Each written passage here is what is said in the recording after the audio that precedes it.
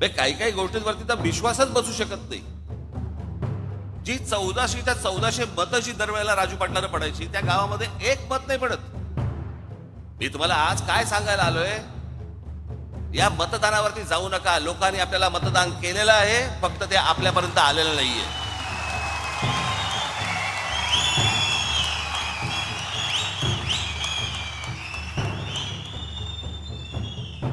तुम्ही असं कुठेही मनामध्ये धरू नका. अटल बिहारी वाजपेयींना बाजूला केलं आणि परत भारतीय जनता पार्टीने हिंदुत्वाचा नारा सुरू केला. त्यांच्या लक्षात आलं हिंदू हिंदू म्हणून मतदान करायला लागलं. 6 दिवस अगोदर मोदी म्हणतात 70,000 कोटीचा भ्रष्टाचार केलेला ना आम्ही 8 मध्ये टाकू. आम्हाला माहित नव्हतं की ते मंत्रिमंडळात टाकणार आहेत. पण चित्रपट पाहायला गेलो असताना आपल्याला असं एका सीन मध्ये दिसलं की महात्मा गांधी दांडिया खेळतात. महाराष्ट्रात निकाल लागल्यावरती मी पहिल्यांदा महाराष्ट्रात असं बघितलं, सन्नाटा पसरला. परवा दिवशी माझ्याकडे ते संभाजी महाराजांवरचे चित्रपट करणारे लक्ष्मण उतेकर दिग्दर्शक ते आले होते. उत्तम दिग्दर्शक.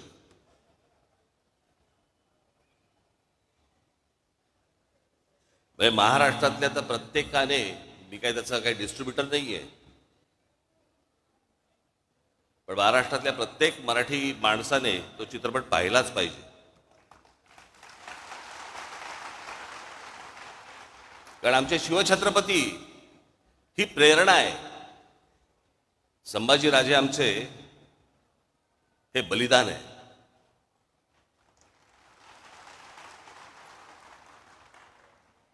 आणि मग मला मला मी पाहिलं नव्हतं त्याचं ते ट्रेलर बिलर. मला आमच्या अमेय खोपकरने मला सांगितलं की त्यांना तुम्हाला येऊन भेटायचंय.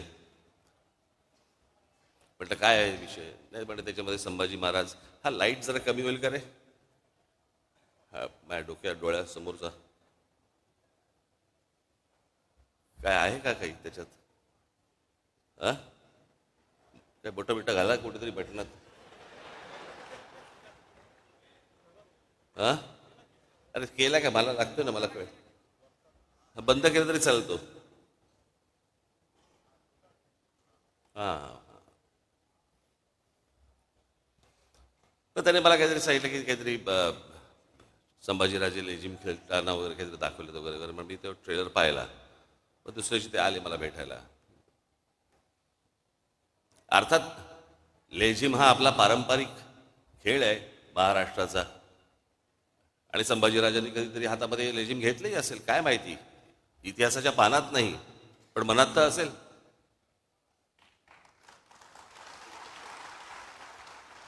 पण मी त्यांना म्हटलं त्या गाण्यावरनं म्हटलं चित्रपट पुढे सरकतोय का, की नुसतं गाणं आहे सेलिब्रेशनचं. तर मला नाही सेलिब्रेशनचं. म्हटलं मग कशाला चित्रपट कशाला स्टेकला लावताय. आपल्याकडे काय आहे, हल्ली सगळ्यांनाच इतिहास समजायला लागलाय. सगळेच इतिहास तज्ज्ञ झालेले आहेत. सगळ्यांच्याच एकदम भावना उफाळून येतात सगळ्या बाबतीत. पण म्हटलं काय आहे, म्हटलं चित्रपट पाहायला लोक जेव्हा जाणार त्यावेळेला औरंगजेबाने केलेले जे अत्याचार आहेत ते डोक्यात ठेवून म्हटलं ज्यावेळेला लोक जातील. आणि म्हटलं ट्रेलरमध्ये काहीतरी लेझिम बिजिम नाचतात बिस्तार, म्हटलं काढून टाका म्हटलं ते. म्हटलं उद्या असं आपण पकडूया म्हटलं. नंतर मी कोणाशी तरी नंतर बोलत होतो. म्हटलं रिचर्ड ॲटनबरोबर ज्याला महात्मा गांधी पिक्चर केला, आपल्या डोळ्यासमोर महात्मा गांधीचे काही काही आंदोलनं येतात. पण चित्रपट पाहायला गेलो असताना आपल्याला असं एका सीन मध्ये दिसलं की महात्मा गांधी दांडिया खेळतात. कसं वाटलं असतं आपल्याला. खरं तर दिग्दर्शकाला टाकायचा पण असेल सीन, पण महात्मा गांधींच्या हातात एकच काठी असल्यामुळे दांडिया खेळता नाही आला. 2 घेऊन असे चालले असेल तर कदाचित आला असतं सीन, माहित नाही आपल्याला.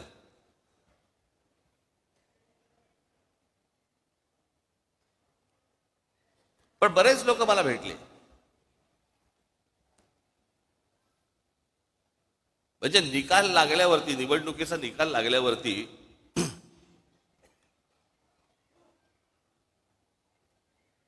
ज्या दिवशी निकाल लागला, मी बोलतोय तुम्हाला समजत असेल मी काय म्हणतोय ते, आणि सगळ्यांना माहिती आहे.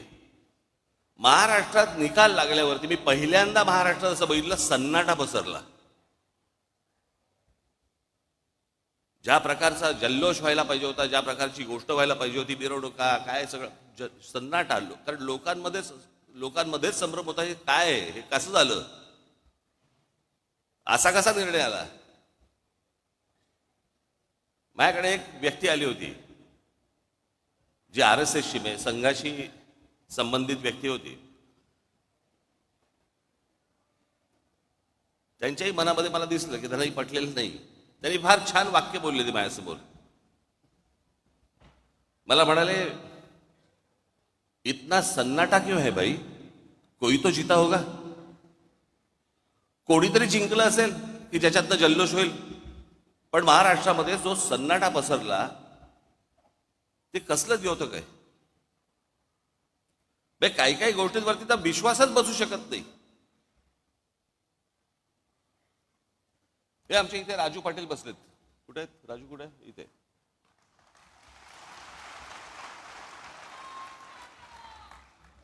त्यांचं एक गाव आहे, गाव पाटलांचंच गाव, म्हणजे तिकडे त्यांनाच मतदान होतं. साधारणपणे किती 1200 लोकांचं गाव आहे ना, 1400 लोकांचं गाव आहे. या 1400 लोकांच्या गावामध्ये राजू पाटलांना किती मतं पडली असतील.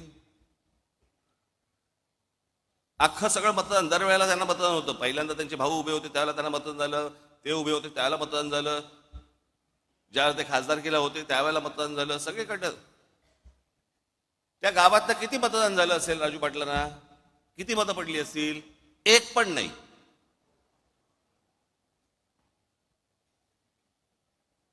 अख्ख्या गावातनं एक मत नाही पडत. जी 1400 मतं जी दरवेळेला राजू पाटलांना पडायची, त्या गावामध्ये एक मत नाही पडत.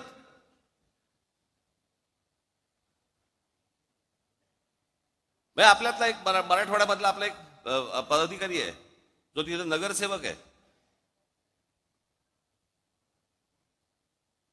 नगरसेवक असताना म्हणजे नगरसेवक जेव्हा झाला त्यावेळेला त्याला त्याच्या भागातनं 5,500 मतदान आहे. 5,500 त्याच्या भागात ना.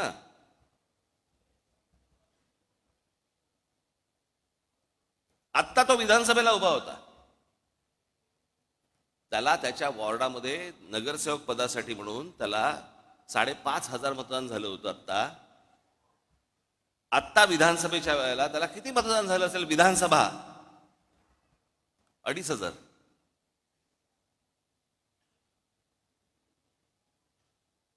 अनेक असे निर्णय आहेत महाराष्ट्रामध्ये झालेले की ज्याच्यावरती विश्वास, निवडून आलेल्यांचा विश्वास नाहीये. पडलेल्यांचा काय घेऊन बसलो आपण. रोज रात्री बायकोला बाळासाहेब थोरात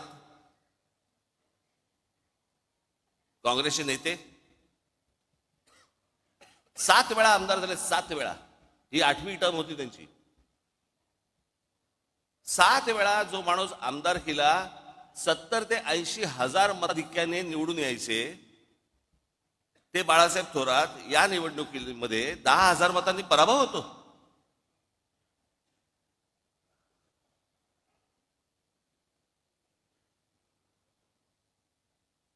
उद्या अनेक लोक बोलतील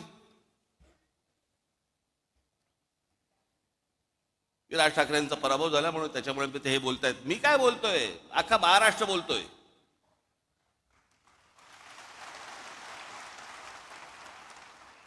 जे निवडून आले त्यातल्या अनेक लोकांचे मला फोन जे आले, जे सत्तेमध्ये आले आहेत त्यांचे मला अनेकांचे फोन आले, त्यांना शॉक बसलाय.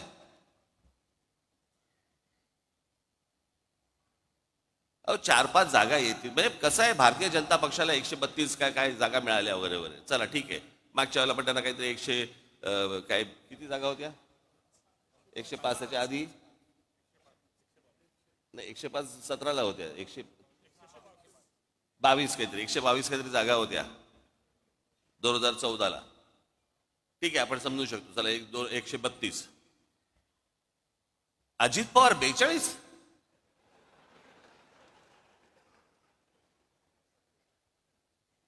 म्हणजे 4-5 जागा येतील की नाही असं सगळ्यांना वाटत असताना अजित पवार 42, कोणाचा तरी विश्वास बसेल का याच्यावरती.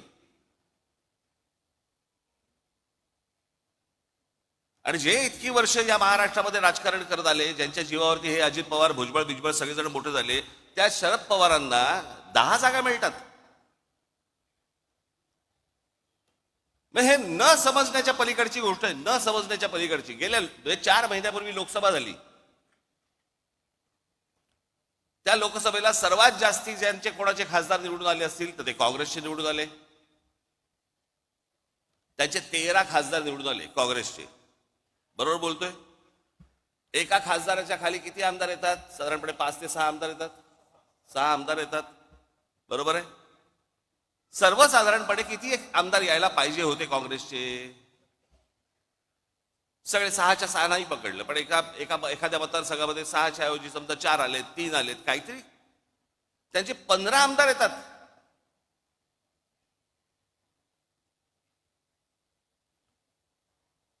शरद पवार साहेबांचे 8 खासदार निवडून आलेत. 8 खासदार, त्यांचे 10 आमदार येतात. आणि लोकसभेला ज्या अजित पवारांचा 1 खासदार निवडून आलाय तिथे 42 आमदार येतात.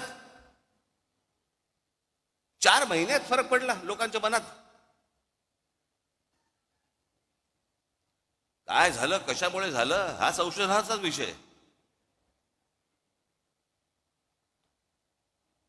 मी तुम्हाला आज काय सांगायला आलोय, या मतदानावरती जाऊ नका. लोकांनी आपल्याला मतदान केलेलं आहे, फक्त ते आपल्यापर्यंत आलेलं नाहीये.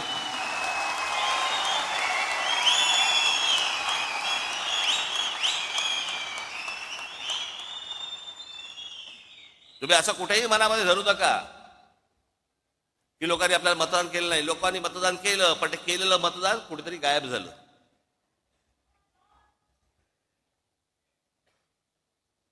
आणि अशा प्रकारच्या ज्या निवडणुका लढवायच्या असतील तर निवडणुका न लढवल्याच बऱ्या.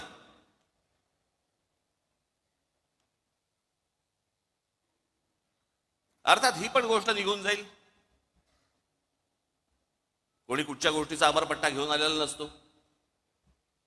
अशा गोष्टी होत असतात.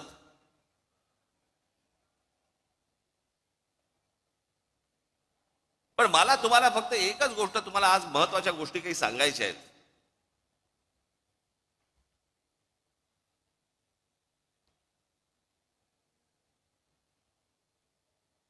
की ज्या गोष्टी तुम्हाला पक्षाने आजपर्यंत ज्या तुम्हाला सांगितल्या, ज्या आजपर्यंत पक्षाने ज्या गोष्टी केल्या, जी आंदोलनं केली, ज्या गोष्टींचे निर्णय लागले, या गोष्टी कुठेतरी तुम्ही पण सतत लोकांसमोर मांडत राहिले पाहिजेत.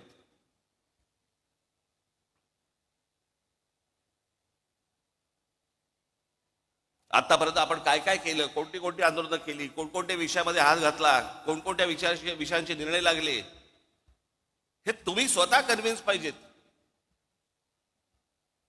तुम्हाला 4 लोकांनी प्रश्न विचारल्यावरती भांबावून जाणं हे काय, हे चांगलं लक्षण नव्हे.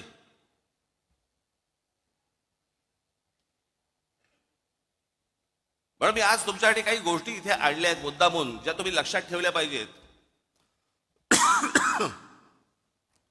माझं भाषण संपल्यानंतर ज्यावेळेला ते येईल, कुठेतरी युट्यूबला येईल, तेवढा पोर्शन तुम्ही कट करून ठेवला पाहिजे. सतत तुम्ही त्या गोष्टी ऐकल्या पाहिजेत, बघितल्या पाहिजेत.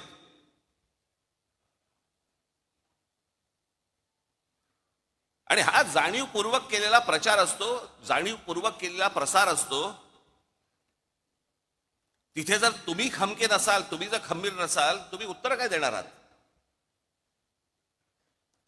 आणि हे जाणून बुजून सगळे, कारण कसं आहे, हल्ली काही अनेक पत्रकार जे आहेत हे अनेक पक्षांच्या दावणीलाच बांधले गेलेले आहेत.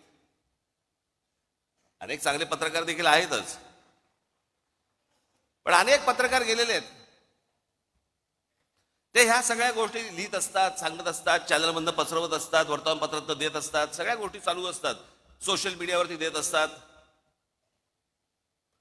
आणि मग तुम्हाला ते भणभणून टाकतात. त्यातला सगळ्यात महत्वाचा भाग कुठला? 3 विषय आहेत. 3 विषय मला मुद्दा म्हणून तुमच्या समोर मांडायचे आहेत आज. एक म्हणजे राज ठाकरे भूमिका बदलतात. मी ज्यावेळेला माझ्या काही पदाधिकाऱ्यांशी, इतर सगळ्या लोकांशी ज्यावेळेला मी बोललो त्यांच्याशी, मी म्हटलं तुम्हाला तरी माहिती आहेत का, म्हटलं भूमिका बदलणं म्हणजे कशाला म्हणतात?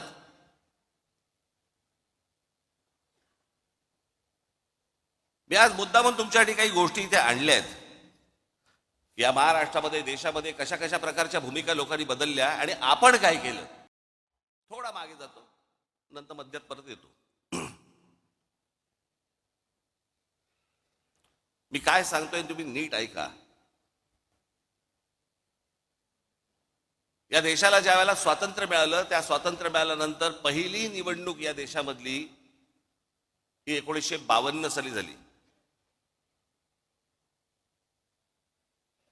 आणि ह्या 52 साली ज्या वेळेला ही निवडणूक झाली, त्यावेळेला नुकताच राष्ट्रीय स्वयंसेवक संघाचा म्हणून त्यांचा एक पॉलिटिकल विंग ही जन्माला आली. तिचं नाव जनसंघ.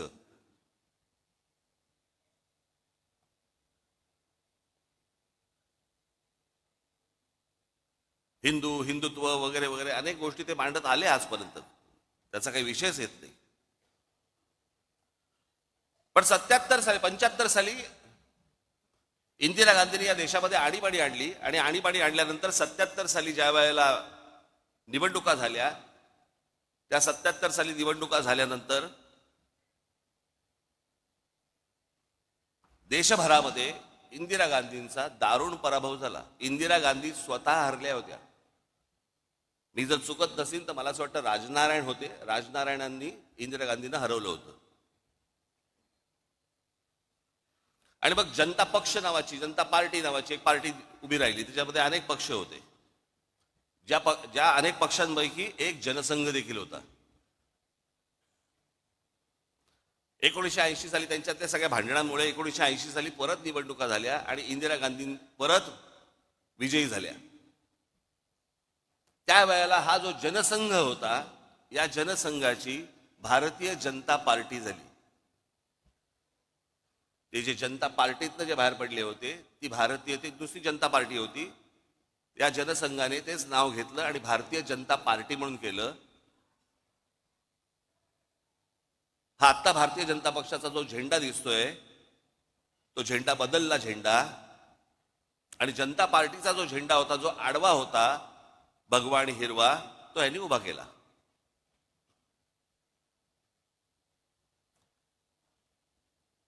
आणि हिंदुत्व या विषयावरती आजपर्यंत जे जनसंघाने ज्या गोष्टी केल्या, 80 साली ज्यावेळेला भारतीय जनता पक्ष म्हणून जेव्हा झाला, भारतीय जनता पार्टी म्हणून जेव्हा झाली, त्यावेळेला अटल बिहारी वाजपेयी त्याचे अध्यक्ष झाले आणि त्यांनी संपूर्णपणे पक्षाची भूमिका बदलली आणि गांधीवादी समाजवाद यापुढे आम्ही पाळू ही भूमिका घेतली. गांधीवादी समाजवाद.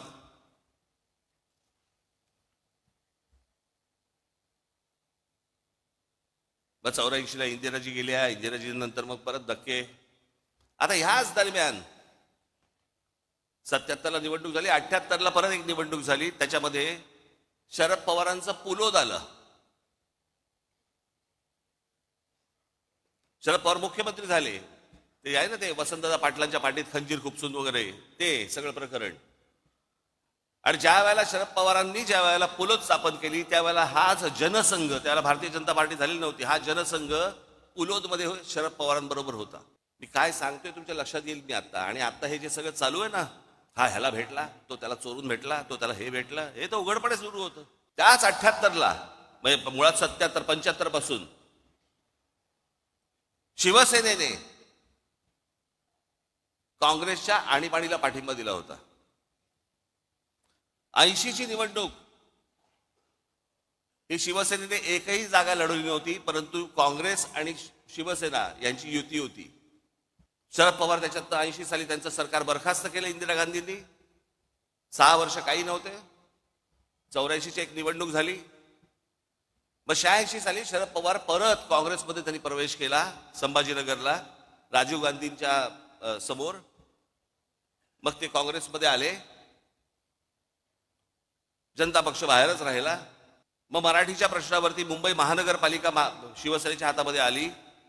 86 ची निवडणूक झाली. 86 पर्यंत अटल बिहारी वाजपेयी हे भारतीय जनता पार्टीचे अध्यक्ष होते. 86 ला पहिल्यांदा पार्ल्याची निवडणूक झाली आणि या देशातली पहिली निवडणूक जी हिंदुत्वावरती जिंकली गेली ज्याच्यातनं अटल बिहारी वाजपेयींना बाजूला केलं आणि परत भारतीय जनता पार्टीने हिंदुत्वाचा नारा सुरू केला. त्यांच्या लक्षात आलं हिंदू हिंदू म्हणून मतदान करायला लागला. 87 साली संभाजीनगरची महानगरपालिका झाली. त्या महानगरपालिकेला ज्याला शिवसेनेला यश मिळालं त्याच्यानंतर परत भारतीय जनता पक्ष शिवसेनेबरोबर यायला सुरुवात झाली. 88-89 चर्चा.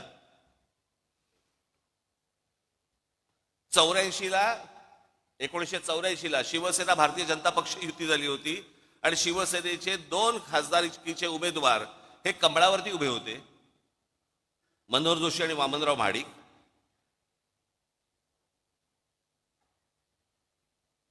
मग 90ला परत युती झाली.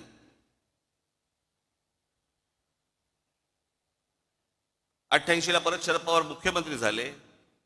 मग 95ला परत भारतीय जनता पक्ष शिवसेना युती झाली. युतीतलं सरकार आलं. 99ला परत तीच काँग्रेस सोडून शरद पवार बाहेर पडले आणि 99चे रिझल्ट लागल्यावरती 2 महिन्या एक दीड महिन्यामध्ये शरद पवार त्यांची काय राष्ट्रवादी काँग्रेस आणि काँग्रेस परत युती झाली. ज्या काँग्रेसला शिव्या घालून ते बाहेर पडले होते त्यांच्याच बरोबर दीड महिन्यात युती झाली. हे मी तुम्हाला का सांगतोय? या सगळ्यांनी आपापसात प्रत्येकाच्या स्वार्थासाठी सगळ्यांनी आपापल्या भूमिका बदलल्या. इथे मी कोणत्या स्वार्थासाठी भूमिका बदलली हो?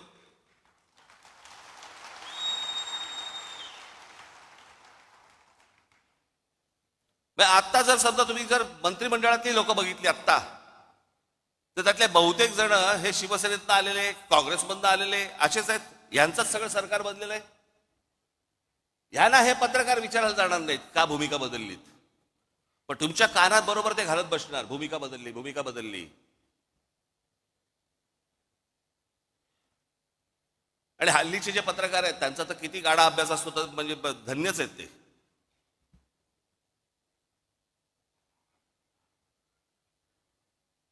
आजचा दिवस ढकलायचा, काही का बातमी टाके ना. आणि आता तर काय सगळे प्रत्येक पक्षाचे एक कल्लीच सगळे गोष्टी सुरू आहे. आता काल त्या कुंभमध्ये आहे किती लोक गेली अजून आकडा येत नाहीये. ज्या प्रकारे इतर पक्षांचं कोणाचं असतं आणि काय झालं असतं, तर काय तमाशा केला असता चॅनलवाल्यांनी. आता काय नाही, सगळं चालू आहे, दाखवत आहेत बातम्या फक्त.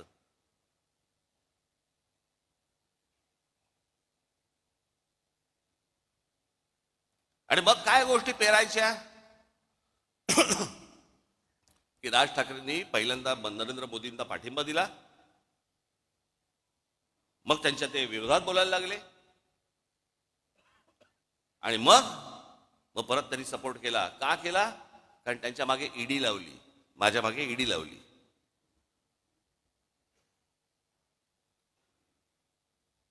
मला ती पण कहाणी आज तुम्हाला तुमच्या समोर आणि ह्या चॅनलच्या द्वारे महाराष्ट्रासमोर मला समोर सांगायचीच आहे.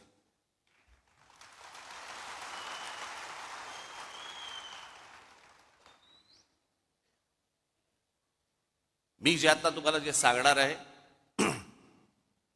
इथे समोर महाराजांचा पुतळा आहे. त्याच्या समोर मी जे सांगीन ते शपथपूर्वक सांगीन.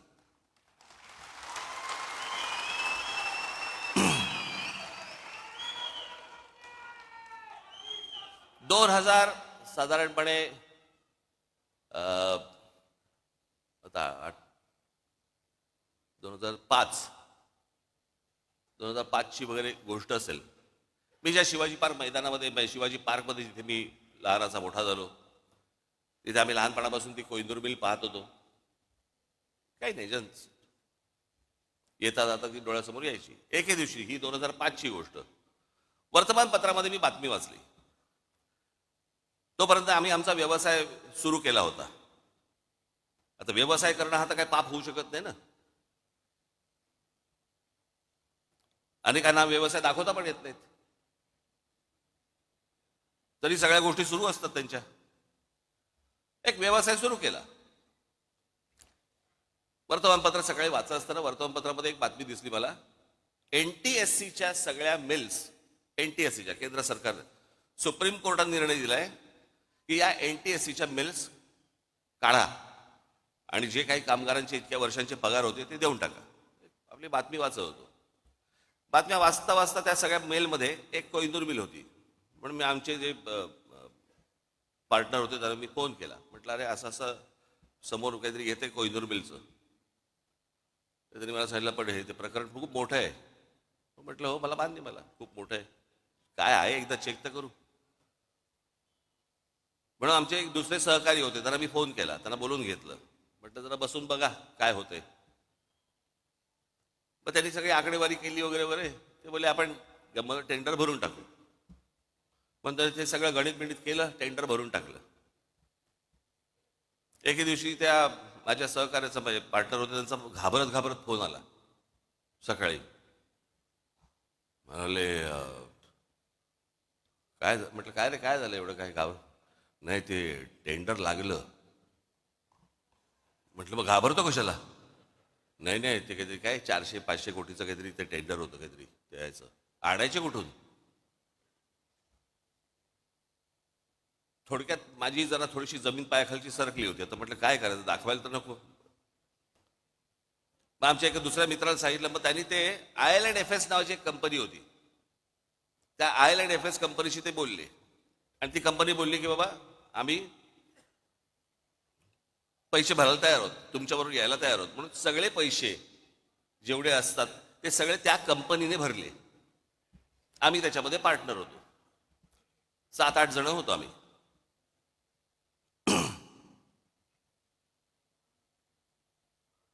झालं सगळं सुरू. परत त्याला ब्रेक आला. परत ती केस काहीतरी कोर्टामध्ये गेली आणि सगळ्या परत मिल त्या अडकल्या. परत त्याच्यामधनं 1 वर्ष 1.5 वर्ष गेलं आणि मग त्याच्यानंतर ते सगळं परत 1.5 वर्षांचं सुरू झालं. त्या दरम्यान मी आमच्या सहकार्यात म्हटलं बाबा हे पांढरा हत्ती हा आपल्याला झेपायचा नाही, आपण यातनं बाहेर पडू. मग माझ्याबरोबरचे अनेक जे काही माझे पार्टनर जे होते ते बोलले की आपण नाही आपल्याला हे झेपणं नाही, काम नाही आपलं, आपण आपल्याला बाहेर पडू. म्हणून आम्ही आमचा स्टेक घेऊन बाहेर पडलो. आमचा स्टेक त्याला दिला आणि त्याचे पैसे घेऊन आम्ही बाहेर पडलो. ही गोष्ट आहे 2000 मला असं वाटतं 8ची. त्याच्यानंतर आमचा विषय संपला. ज्या दिवशी मला ती ईडीची नोटीस आली, मला प्रश्न पडला कसली ईडीची नोटीस, काय आहे काय. मग आम्ही जेव्हा बघितलं त्यात विषय होता कोहिनूरचा. म्हटलं आपला काय संबंध याच्याशी आता. मग मला तिकडे बोलवते माणसं मलाशी काय बोलवते हेच मला समजेना. की त्यांच्याकडनं तुम्हाला पैसे आले पण तुम्ही त्यांचे पैसे काय, मला काय कळत नव्हतं. म्हटलं काय झालं. बरं जे पैसे आले त्याच्यावरती आम्ही टॅक्स भरला, टॅक्स भरून तो गेला. सगळ्यांनीच टॅक्स भरला आणि तो गेला. ती जी कंपनी होती त्याच्यामध्ये टॅक्स भरला, त्या कंपनीने तिकडे टॅक्स भरला, त्यातनं आम्ही बाहेर पडलो. मला ज्या वेळेला ती गोष्ट आली त्यावेळेला मी ज्यावेळेला इन्क्वायरी केली, आमच्या CA ला बोलवलं. म्हटलं काय नेमकं काय झालं सांग मला. तो बोलला तुमच्यातला एक जो पार्टनर आहे, तुम्ही जो टॅक्स भरलात त्या कंपनीत, त्या पार्टनरने तो टॅक्स इन्कम टॅक्सला भरलाच नाही, तो ते पैसे तुमचे बाहेरच्या बाहेर वापरले. म्हटलं मग आता काय करायचं. म्हणे आता परत टॅक्स भरायला लागेल. आम्ही परत टॅक्स भरून टाकला. जेवढा होता तेवढा परत प्रत्येकाने आपापला टॅक्स परत भरून टाकला. कोण जाईल झंझटीत.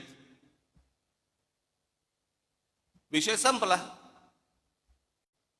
आता एवढ्याशा गोष्टीसाठी राज ठाकरे ईडीला घाबरला आणि मोदींची स्तुती करायला लागला. मला काय देणं घेणं त्या गोष्टींशी. माझ्या डोक्यावरती तलवारी घेऊन नाही मी फिरत.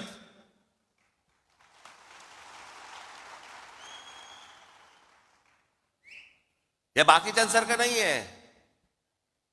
6 दिवस अगोदर मोदी म्हणतात 70,000 कोटीचा भ्रष्टाचार केलेला ना आम्ही 8 मध्ये टाकू. आम्हाला माहित होतं की ते मंत्रिमंडळात टाकणार आहेत. आतमध्ये टाकूचा अर्थ हा होतो हे मला पहिल्यांदा कळलं. किती किती तुम्हाला देऊ मला ह्याच्यामध्ये उदाहरणं या सगळ्या गोष्टींची. हे बघा आता आपण भारतीय जनता पक्षाने काय काय गोष्टी केल्या त्या आपण बघूया. हिम्मत बिस्वा शर्मा भ्रष्टाचाराचं मूर्तिमंत प्रतीक अशी ज्यांची संभावना भारतीय जनता पक्षाने केली होती, हिम्मत बिश्वा सर्वांची, त्यांना पक्षात घेतलं. नंतर दुसऱ्या पक्षात होते ते, भ्रष्टाचाराचे आरोप केले होते त्यांच्यावरती. त्यानंतर भारतीय जनता पक्षाने पक्षात घेतलं, त्यांना अर्थ, आरोग्य आणि शिक्षणासारखी खाती दिली. नंतर त्यांना 2021 मध्ये मुख्यमंत्री केलं. म्हणजे ज्यांच्यावरती भ्रष्टाचाराचे आरोप केले होते तिथे भूमिका नाही बदलली. हे तुम्हाला पत्रकार नाही सांगणार. मुकुल रॉय, पूर्व भारतात सरधाना नावाच्या समूहाने लोकांना भरमसाठ रिटर्न्स देतो म्हणून पैसे गोळा केले आणि त्यांचे पैसे बुडवले. या घोटाळ्याचे शिल्पकार मुकुल रॉय, हे मुकुल रॉय होते असा भाजपाचा आजचा आरोप होता. 1917 मध्ये भाजपने मुकुल रॉयना पक्षात घेतलं. BS येडियुरप्पा, खाण घोटाळ्या प्रकरणी भाजपने त्यांना दूर सारलं, पण पक्ष सत्तेत येत नाही हे पाहून पुन्हा पक्षात घेतलं आणि 2019 ते 21 त्यांना मुख्यमंत्री केलं. अजित पवारांचं तर मी तुम्हाला सांगितलं. अशोक चव्हाण, आदर्श घोटाळा. त्यांनी काँग्रेस पक्ष सोडायच्या आधी संसदेत आदर्श घोटाळ्यातील त्यांच्या सहभागावरून भाजपच्या खासदारांनी आरोप केले. पुढे 8 दिवसात ते भाजपमध्ये आले आणि लगेचच त्यांना राज्यसभेवरती खासदार म्हणून पाठवलं. भूमिका नाही बदलली. फारुख अब्दुल्ला यांनी काश्मीर मधल्या 370 कलमाला विरोध करणाऱ्या भाजपसोबत, भाजपचा 370 कलमाला विरोध होता सुरुवातीपासून, त्यांचा विरोध होता की ते असू नये म्हणून, आणि फारुख अब्दुल्लांचा विरोध होता ते काढू नये म्हणून. काश्मीर मधल्या 370 कलमाला विरोध करणाऱ्या भाजपसोबत 1999ला त्यांच्या NDAचे घटक बनले फारुख अब्दुल्ला, आणि ओमर अब्दुल्ला परराष्ट्र राज्यमंत्री बनले. याच ओमर अब्दुल्लांच्या नंतर नॅशनल कॉन्फरन्सने 2009 मध्ये काँग्रेसबरोबर युती केली. भूमिका नाही बदलली. भाजपमध्ये आले, भाजपने भूमिका बदलली. हे तुम्हाला कोण सांगणार नाहीत. म्हणून मी तुम्हाला, राजकारणामध्ये आहात तुम्ही, तुम्हाला हे सगळे संदर्भ तुम्हाला लक्षात असले पाहिजेत, तुम्हाला माहिती असली पाहिजे. ज्या वेळेला हे लोक येऊन समोर ज्याला तुमच्याशी बोलतात आणि ज्याला त्याला सांगतात, आणि ही असली गोष्टी ज्याला अफवा पसरवायला लागतात, त्यावेळेला तुम्ही तयार पाहिजेत.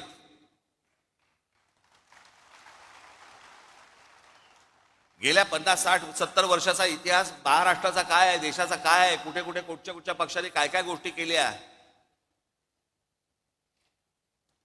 मुफ्ती मोहम्मद सईद, भाजपने 2015ला मुफ्ती मोहम्मद सईद यांच्यासोबत युती केली आणि पुढे मुफ्ती मोहम्मद सईद यांच्या निधनानंतर त्यांच्या मुलीला महबूबा मुफ्ती सईदला पाठिंबा दिला.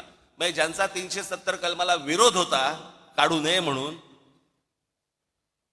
ते मुफ्ती मोहम्मद सईद. मग ह्या मुफ्ती मोहम्मद सईद यांच्या एका फ्रॉड प्रकरणात त्यांच्या मुलीला अपहरण केलं म्हणून भारताला काही अतिरेकी सोडायला लागले होते, ते हे मुफ्ती मोहम्मद सईद. त्यांच्याबरोबर भारतीय जनता पक्षाने पहिल्यांदा युती केली.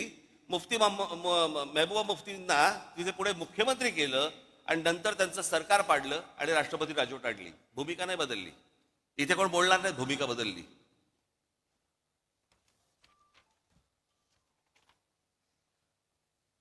आता महाराष्ट्र देऊ. राधाकृष्ण विखे पाटील, आधी काँग्रेसमध्ये, मग विरोधी पक्षनेते होते. पुढे 2022 ते 24 काळात महसूल मंत्री आणि सध्या जलसंपदा मंत्री भाजपमध्ये. हर्षवर्धन पाटील, आधी काँग्रेसमध्ये होते, मग ते भाजपमध्ये आले. हर्षवर्धन पाटील भाजपमध्ये आले तेव्हा म्हणाले होते आता शांत झोप लागते. ते हर्षवर्धन पाटील बोलले होते. सगळ्याचे व्हिडिओज आहेत, सगळ्या गोष्टी तुम्ही बघू शकता. नारायण राणे, गणेश नाईक, बबनराव पाचपुते, विजयसिंग मोहिते पाटील, पदमसिंग पाटील, किरीट सोमय्या ते केवढे आरोप केले होते. अनेक लोकांवरती आरोप केले विरोधी पक्षांमधल्या. आज ज्यांच्यावरती आरोप केलेत ना, ते सगळे आज मंत्रिमंडळात आहेत किंवा भारतीय जनता पक्षासोबत आहेत. त्यांना नाही कोणी विचारलं जात की भूमिका बदलली का, काय बदललं. हे जाणून बुजून तुमच्या खाली लागतात. जाणून बुजून तुम्हाला बदनाम करण्यासाठी म्हणून ह्या गोष्टी सगळ्या पसरवल्या जातात. शिवसेनेचा ज्यावेळेला जन्म झाला 1966 साली, त्याच्यानंतर पहिली जी निवडणूक लढवली ती प्रजा समाजवादी पक्षाबरोबर लढवली. त्या निवडणुकीनंतर मुस्लिम लीग बरोबर युती पण केली होती. त्याच्यानंतर 77-75ला काँग्रेसला पाठिंबाही दिला होता. 80 साली युती पण केली होती. नंतर भारतीय जनता पक्षाबरोबर त्या वेळेची जी काय परिस्थिती असेल त्याप्रमाणे विरोधी पक्ष कोण निर्णय घेत असतात, यांनी घेतले असेल, त्या वेळेला परिस्थिती बदलली असेल. पण त्यांची ती बदललेली परिस्थिती साला हे ह्यांचं बरं आहे, ह्यांनी केलं की प्रेम, आम्ही केला की बलात्कार.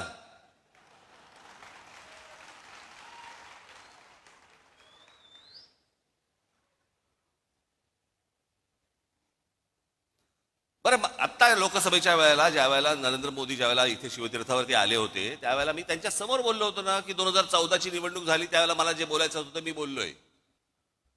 2017ची निवडणूक झाली त्यावेळेला मला जे म्हणायचं होतं ते मी म्हणून झालेलं आहे. मी असं काही बोललो का की मी ते काही बोललोच नव्हतो, मी असं काही म्हणालोच नव्हतो, असं काही बोललो का? माझं बोलून झालंय, एकदा सुटलं की सुटलं.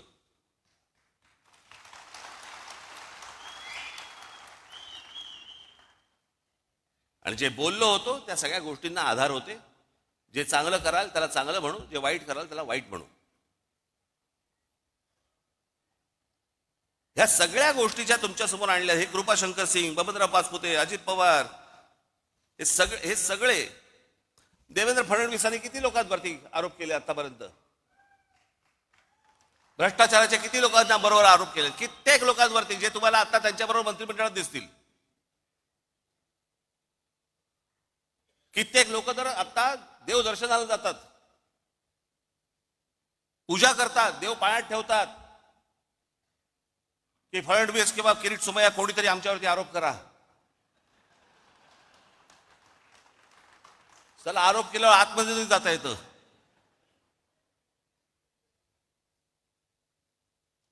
एवढा सगळा चिखल होऊन बसलेला आहे. आणि या चिखलामध्ये मला असं वाटतं की तुम्ही आतापर्यंत आपण ज्या प्रामाणिकपणे आजपर्यंत पक्ष चालवला, वाढवला, अनेक लोकांना हे असतं राजसाहेबांनी भारतीय जनता पक्षाच्या किंवा कोणाला नेत्यांना भेटलं नाही पाहिजे. समोरचा बोलला चहा प्यायला येतो तर काय सांगू, घरीच पी.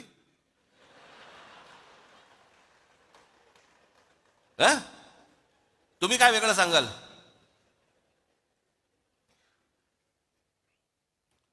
अहो, पण ते मला जेव्हा भेटायला येतात ना त्यावेळेला मी तुम्हाला विकत नाही.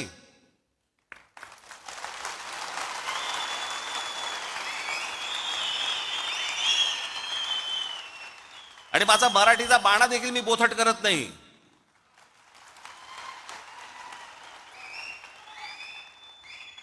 येतात, फोन करतात. आता मध्यंतरी मागे मी एकदा नाशिकला होतो. सकाळी मी निघालो होतो दौऱ्यावरती, कुठे पुण्याला जायचं होतं. 7 वाजता गाडीत बसलो, समोरून चंद्रकांत पाटील आले. नमस्कार, काय म्हणताय बरं म्हटलं. मुंबईत आलो की येतो चहा प्यायला. ही परिस्थिती तुमच्यावरती आली, काय कराल सांगा बरं? कशाला चहा कशाला प्यायचा? काय गरज आहे का चहा प्यायची? काय यायची काय आवश्यकता आहे का? नाही, काय गरज काय या चहा प्यायची असं सांगू का त्यांना मी? अरे, एक माणूस स्वतःहून सांगतो चला चहा प्यायला येतो तर ये म्हणणार ना, अजून काय म्हणणार? एकदा चंद्रकांत पाटील मला भेटायला आले. बरं, हे काय करतात परत? ह्यातला प्रॉब्लेम काय आहे? हे बाहेर मग पत्रकार येतात, तिथे जाऊन हे काय बोलतात माहित नाही. आज काहीतरी वेगळंच असतं. बरेच दिवस झाले आपण भेटलो नाही, मागे एकदा लग्नात आपला फक्त भेटणं एवढंच काहीतरी असतं. एकदा चंद्रकांत पाटील माझ्याकडे आले. त्याच वेळेला ते जेव्हा मला नाशिकला बोलले त्यावेळेला मुंबईत आलो की घरी भेटायला येतो. हे मला अजूनपर्यंत कळलेलं नाही. ते माझ्याशी चर्चा करून काय चहा बी खाणं पिणं सगळं झाल्यावरती बाहेर पडले.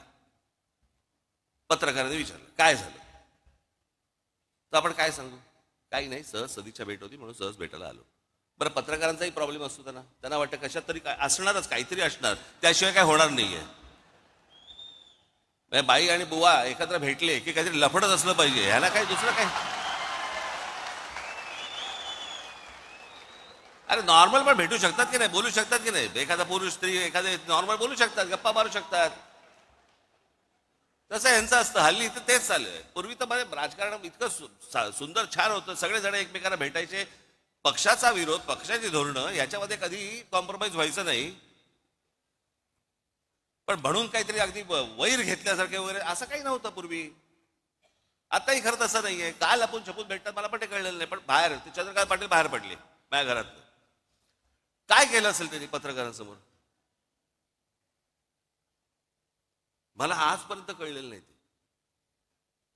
त्यांना प्रश्न विचारला, पाटील साहेब 1 तासभर तुम्ही आतमध्ये होतात, काय चर्चा झाली? मला ह्याचा अर्थ नाही कळला. म्हणजे मला त्यांनी कडेवर घेतला होता का काय, ह्याचा अर्थ काय होता हेच मला अजूनपर्यंत कळलं नाही. हे म्हणजे काय?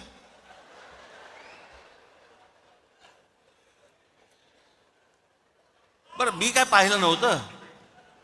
ते गेल्यानंतर पत्रकार आले आणि मला म्हणाले की त्यांनी असं केलं बाहेर गेल्यानंतर. म्हणजे काय झालं? मी म्हटलं असं केलं म्हणजे काय झालं? आम्ही दोघे एकमेकांना तेच विचारतोय, म्हणजे काय झालं? काय इकडे मी अक्रोड ठेवलं होतं, त्याच्यामध्ये दाबून दिलं आणि मी अक्रोड फोडून दिलं वगैरे, काय म्हणजे झालं काय?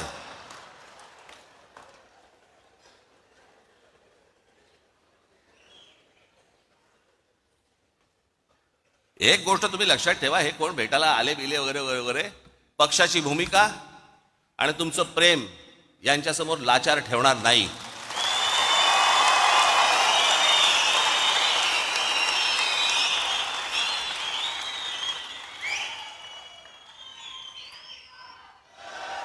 उद्या जेव्हा कधी निवडणुका होतील, काय होतील, कधी होतील, आता 28 तारखेला खरं तर निर्णय होता, तो 28 फेब्रुवारीला गेला. आता 28 फेब्रुवारीला गेला म्हणजे ऑक्टोबर नोव्हेंबर शिवाय निवडणुकाच होत नाहीत.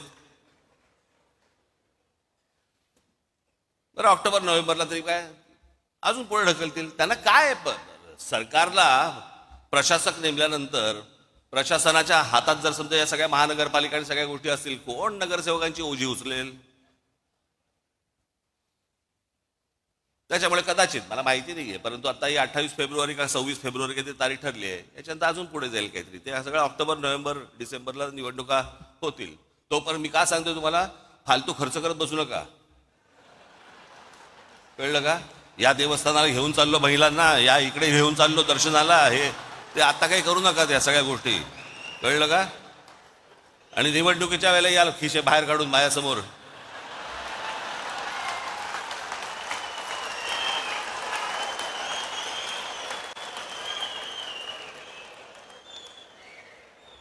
जरा सांभाळून, जरा काय आजूबाजूला चाललंय तर जरा एकदा बघा बरं का.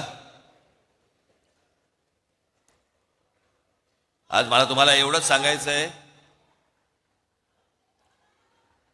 पुढच्या काही दिवसांमध्ये पक्षाला वरपासून खालपर्यंत एक प्रकारची शिस्त आणण्याच्या दृष्टिकोनातनं एक आचारसंहिता येणार आहे.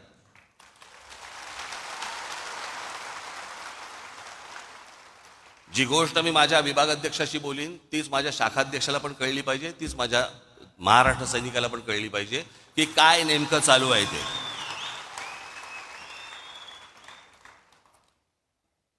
पुढच्या साधारणपणे फेब्रुवारीच्या 1-2 आठवड्यापर्यंत त्या प्रत्येकाला बोलवलं जाईल. प्रत्येकाची आचारसंहिता प्रत्येकाला दिली जाईल. नेत्यांची आचारसंहिता नेत्यांना, त्याच्यानंतर तुमची कदाचित काही गोष्टींची नावंही बदलली जातील, पदांची.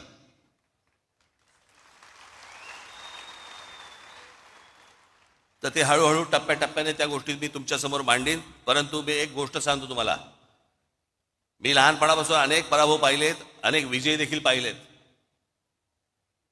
पराभवाने मी कधी खचलो नाही आणि विजयाने कधी हुरळून गेलो नाही.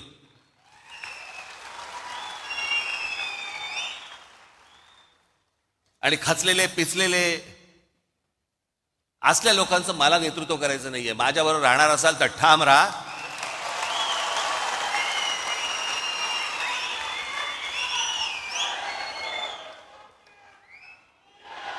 आपल्याला जे महाराष्ट्रामध्ये करायचंय, जे आपल्याला महाराष्ट्राच्या मराठी माणसासाठी करायचंय, जे या महाराष्ट्रातल्या हिंदूंसाठी करायचंय, ते आपण करणारच आहोत. ते आपलं स्वप्न आहे. आज नाही उद्या उद्या नाही परवा, पण ते होणार म्हणजे होणार एवढं निश्चित आपण लक्षात ठेवावं. आज तुम्हाला हे सगळं मी पहिल्यांदाच येतो या सगळ्या ऑडिटोरियममध्ये. मी कधी आलेलो नव्हतो. खरं तर हे वरती बसले सगळे चिकटवलेले दिसत वाटतात मला. हे सगळे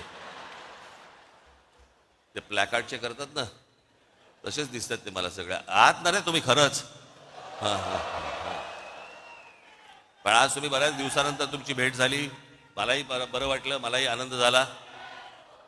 एका उत्साहात, जल्लोषात, जोशात पुढच्या येणाऱ्या सगळ्या गोष्टी आपण पार पाडायच्या आहेत. घराघरापर्यंत जायचं आहे, लोकांचा विश्वास संपादन करायचा आहे. जे जे आतापर्यंत पक्षाने केलेलं आहे ते लोकांपर्यंत जाणं गरजेचं आहे. असल्या फालतू ज्या वेळेला अफवा पसरवल्या जातात त्यावेळेला तुमचा देखील राजकीय अभ्यास हा दांडगा असला पाहिजे आणि तुम्ही देखील पुरून उरला पाहिजेत त्या समोरच्या लोकांना.